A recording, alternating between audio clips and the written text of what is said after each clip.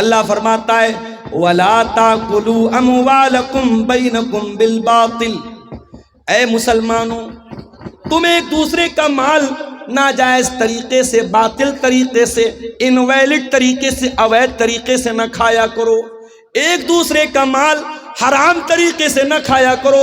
وَتُدْلُوا بِهَا إِلَى الْحُكَّامِ، اور اپنے مسئلے کو عدالت میں لے جا کر کے لِتَأْكُلُوا فَرِيقًا مِّنْ أَمْوَالِ النَّاسِ بِالْإِثْمِ، لوگوں کا مال ناجائز طریقے سے کھانے کے لیے اپنے مسئلے کو عدالت میں نہ لے کے جاؤ۔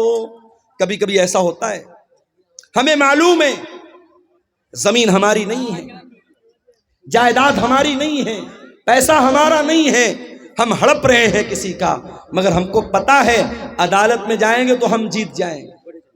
وہ کسی نے عدالت کی فل فارم بیان کی ہے نا، آؤ دعویٰ کرو، لڑو اور تباہ ہو جاؤ، بالکل صحیح ہے۔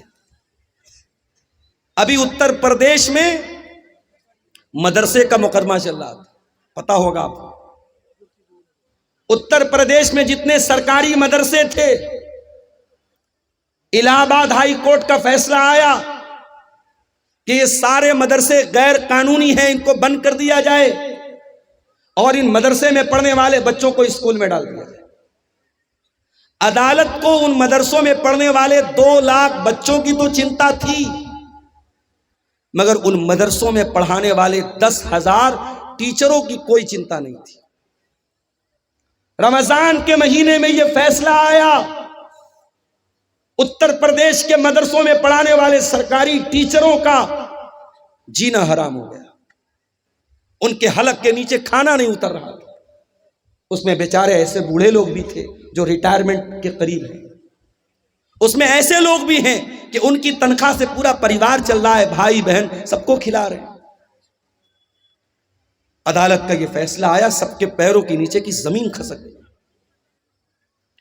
بہرحال وہاں ٹیچروں کی آرگنائزیشن ہے، اس نے اس مسئلے کو سپریم کورٹ میں لے کر کے گئے، اور سپریم کورٹ کے بڑے مہنگے وکیلوں، اس میں چدمبرم جی جو ہمارے دیش کے پہلے منسٹر رہ چکے ہیں ان کا بھی نام ہے، اور بھی کئی بڑے بڑے جو ایڈوکیٹ ہیں، وکیل ہیں، جن کی ایک ایک دن کی فیس 10-10 لاکھ 20-20 لاکھ روپیہ فیس ہے، ایک ایک سنوائی کی ان کی فیس کو ادا کیا گیا اور سپریم کورٹ میں مضبوطی کے ساتھ اپنا معاملہ رکھا گیا۔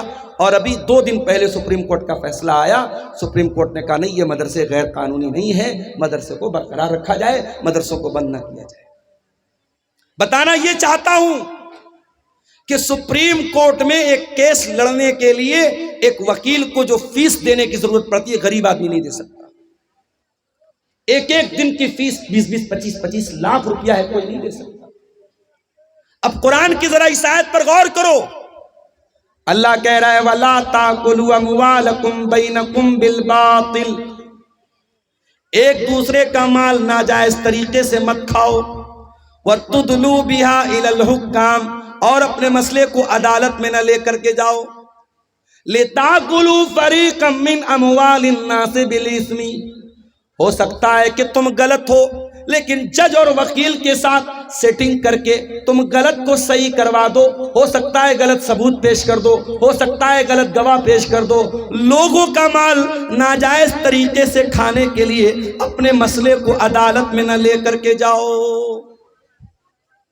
آج کٹیہار کی آپ سیشن کورٹ میں چلے جائیں، آپ پٹنہ میں کورٹ میں چلے جائیں، ہر عدالت میں زمین کے، جائیداد کے، روپیے پیسے کے معاملات مسلمانوں کے بڑی تعداد میں آتے ہیں، اور انسان کو پتا ہوتا ہے میں غلط ہوں، میں ناجائز زمین پر قبضہ کر رہا ہوں، پھر بھی عدالت میں جاتا ہے کیونکہ اس کو یقین ہوتا ہے میں عدالت کی رقم فیسوں، وکیلوں کی فیس بھر کر کے میں کیس جیت جاؤں گا۔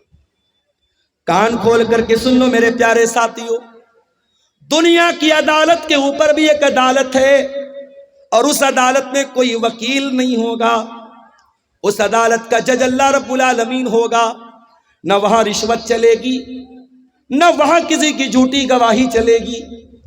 وہاں اگر آپ جھوٹ بولنا چاہیں گے، آپ کا ہاتھ سچ بول دے گا، آپ کا پیر سچ بول دے گا، آپ کی چمڑی سچ بول دے گی۔ اللہ کہتا ہے حتی اذا ما جاؤہا شہد علیہم سمعہم وابصارہم وجلودہم بما کانوا یعملون۔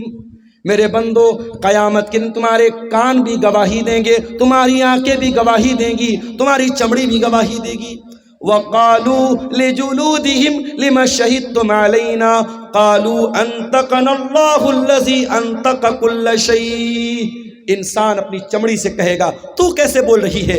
انسان کی چمڑی کہے گی اللہ نے ہم کو بولنا سکھایا ہے، اور آج ہم تیرے کرتوت، تیرے کالے کرتوت ہم کھولیں گے۔ دنیا کی عدالت سے کوئی جیت گیا تو کیا ہو گیا؟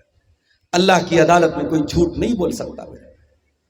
حسن گنج کی دھرتی پر، دو کردہ کی دھرتی پر اگر آپ نے کوئی غلط کام کیا ہے، کوئی پاپ کیا ہے، کسی کے ساتھ ناجائز کام کیا ہے، آپ کی یہ دھرتی بھی قیامت کے دن گواہی دے گی۔ اذا زلزلت الارض زلزالها واخرجت الارض اثقالها وقال الانسان ما لها يومئذ تحدث اخبارها۔ قیامت کے دن یہ زمین بھی گواہی دے گی، زمین بولے گی۔ اللہ کی عدالت میں کیسے بچے گا؟ اللہ کے پیارے نبی فرماتے ہیں انکم تختصمون الی، او لوگو تم میرے پاس اپنا مقدمہ لے کر کے آتے ہو، وَلَعَلَّ بَعْضَكُمْ أَن يَكُونَ أَلْحَنَ بِحُجَّتِهِ مِن بَعْضٍ۔ ہو سکتا ہے کہ دو لوگ میرے پاس کوئی کیس لے کر کے آئیں، اور ایک آدمی اپنی بات کرنے میں بڑی چکنی چپڑی بات کرنے والا ہو، اپنی دلیل کو مضبوطی سے رکھنے والا ہو، اور میں اس کی بات سن کر کے فَأَقْضِيَ لَهُ بِحَقِّهِ، میں اس کے حق میں فیصلہ کر دوں۔ ایسا ہو سکتا ہے کیونکہ میں انسان ہوں۔ او لوگوں، میں بشر ہوں، میں انسان ہوں۔ ہو سکتا ہے کہ جو بیچارہ حق پر ہے، جو صحیح ہے، اس کو بولنا نہیں آتا، اور جو غلط ہے وہ اپنی زبان کی بدولت، اپنی بات چیت کی بدولت اپنی بات کو منوا لے۔ اگر ایسا کبھی ہو جائے تو اللہ کے نبی کیا فرماتے ہیں؟ وَمَنْ قَضَيْتُ لَهُ بِحَقِّ أَخِيهِ فَإِنَّمَا أَقْطَعُ لَهُ قِطَعًا مِنَ النَّارِ۔ اگر میں کسی کے حق میں اگر فیصلہ کر دیتا ہوں، اور وہ زمین اس کے بھائی کی تھی، وہ حق اس کے بھائی کا تھا، وہ روپیہ پیسہ اس کے بھائی کا تھا، اور میں نے غلط فیصلہ کر دیا اور اس کے حق میں کر دیا، تو اللہ کے نبی کیا فرماتے ہیں؟ انما اقطع له قطعا من النار۔ میں زمین نہیں دے رہا ہوں، میں جائیداد نہیں دے رہا ہوں، میں روپیہ پیسہ نہیں دے رہا ہوں، میں جہنم کی آگ کا ٹکڑا دے رہا ہوں۔ ہے کسی میں مجال؟ زمین و جائیداد پر آج ناجائز قبضہ کرنے کے واقعات مسلمانوں میں بڑی کثرت کے ساتھ ملے۔ اسلامی نظام میراث میں بھی یہی ہوتا ہے میرے بھائیوں۔ باپ مر گیا، باپ نے 1 لاکھ روپیہ چھوڑا، شریعت کیا کہتی ہے ذرا غور سے سنیے گا۔ اسلام کا نظام میراث بیان کر رہا ہوں آپ کو۔ 1 لاکھ روپیہ باپ چھوڑ کر کے مرا ہے، 1 لاکھ کیش چھوڑ کر کے مرا، زمین و جائیداد چھوڑ کر کے مرا۔ اب شریعت کیا کہتی ہے کہ سب سے پہلے مرنے والے کی رقم سے اس کی تجہیز و تکفین کی جائے گی، اس کو دفنایا جائے گا، اس کو کفنایا جائے گا، اس کی قبر کو کھودنے پر، اس کے کفن کے کپڑے پر اور اس کی قبر پر جو خرچہ آئے گا اس کے پیسے سے ادا کیا جائے۔ اگر کوئی رشتہ دار کھڑا ہو جائے اچھی بات ہے، اگر کوئی کھڑا نہیں ہوتا تو مرنے والے کے پیسے سے اس کو ادا کیا جائے۔ دوسرا کام، کفن دفن ہو گیا، مردے کو دفنا بھی دیا گیا، دوسرا کام کیا کرنا ہے؟ اگر مرنے والے کے اوپر کوئی قرضہ تھا، اس قرضے کو اس کے پیسے سے ادا کیا جائے گا، اس کے ترکے سے ادا کیا جائے گا۔ قرضہ بھی ادا ہو گیا۔ اب تیسرا کام یہ دیکھا جائے گا کہ مرنے والے نے کسی کو وصیت تو نہیں کی ہے، اور وصیت کس کو بولتے ہیں یہ سمجھ لو۔ ہو سکتا ہے مرنے والا اپنی زندگی میں مدرسے کی مدد نہیں کر پایا، مسجدوں میں چندہ نہیں دے پایا، اللہ کی راہ میں خرچ نہیں کر پایا، مرنے کے ٹائم احساس ہوا یار اتنی دولت بنا کے جا رہا ہوں، اتنا پیسہ بنا کے جا رہا ہوں، کچھ دین کے راستے میں بھی پیسہ لگانا چاہیے، کچھ زمین و جائیداد مدرسے کے لیے بھی دینی چاہیے۔ جیسے آج آپ کے مدرسے کے لیے چندہ ہو رہا ہے، مجھے چندہ کرنا نہیں آتا میرے بھائی، مجھ سے کہا تھا جو صاحب مجھے لے کے آ رہے تھے، انہوں نے کہا تھا مولانا صاحب تھوڑا آپ چندے پر بول دیجئے گا، لوگ آئیں مسافہ کر کے دے دیں، یہ سب مجھ سے نہیں ہوتا میرے بھائی۔ لیکن ایک اپیل کرتا ہوں کہ زندگی میں یہی چیزیں آپ کے کام آئیں گی میرے بھائی۔ عبد الغفار صاحب کی تقریر سنیں گے رات میں چلے جائیں گے، مولانا جرجی صاحب کی تقریر سنیں گے چلے جائیں گے، مگر آپ نے اس مدرسے کو جو چندہ دیا ہوگا وہ کہیں نہ کہیں آپ کے نامہ اعمال میں، آپ کی نیکیوں کے اکاؤنٹ میں درج ہو جائے گا، اور قیامت کے دن بھی وہ آپ کے کام آئے۔ ہو سکتا ہے زندگی میں آپ کو موقع نہیں مل پایا، مرنے کے ٹائم یاد آیا کہ مجھے کچھ اللہ کی راہ میں خرچ کرنا چاہیے، تو شریعت کیا کہتی ہے کہ آپ اپنے مال کی وصیت کر سکتے ہیں، مگر وصیت 1/3 سے زیادہ نہیں ہونی چاہیے۔ 1/3 کا مطلب سمجھتے ہیں 1/3۔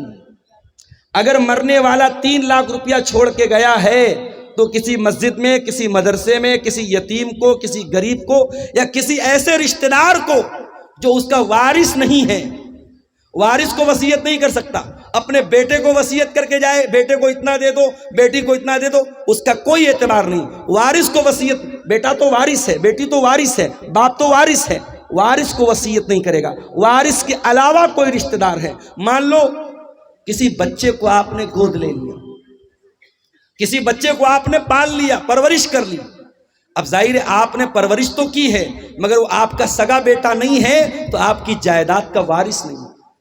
اگر آپ کو لگتا ہے کہ اس بچے کو میں نے پالا ہے اور میرے بعد اس بچے کو ضرورت پڑے گی روپیے کی، پیسے کی، زمین کی، جائیداد کی، تو آپ اپنی پراپرٹی کا، اپنے ترکے کا 1/3، اس سے زیادہ نہیں، اس سے کم تو کر سکتے، اس سے زیادہ نہیں، 1/3 تک آپ اس کو وصیت کر سکتے۔ تو پہلا کام کیا کریں گے؟ جنازے کی تیاری، دوسرا کام قرضے کی ادائیگی، تیسرا کام وصیت کو ہم پورا کریں گے۔ اگر مرنے والا 3 لاکھ روپیہ چھوڑ کے گیا اور یہ کہہ کر کے گیا کہ میں نے جس بچے کو گود لیا تھا یہ 3 لاکھ روپیہ اس کو دے دیا جائے، تو فتویٰ آپ لینے جائیں گے، آپ بہار کے کسی عالم سے لے لیں، یو پی کے کسی عالم سے لے لیں، پوری دنیا کے کسی عالم سے لے لیں، تمام علماء کا فتویٰ یہی ملے گا کہ وصیت غلط ہے، اور اس کی 3 لاکھ میں سے صرف 1 لاکھ روپیہ اس بچے کو دیا جائے گا، 3 لاکھ پورا نہیں دیا جائے گا۔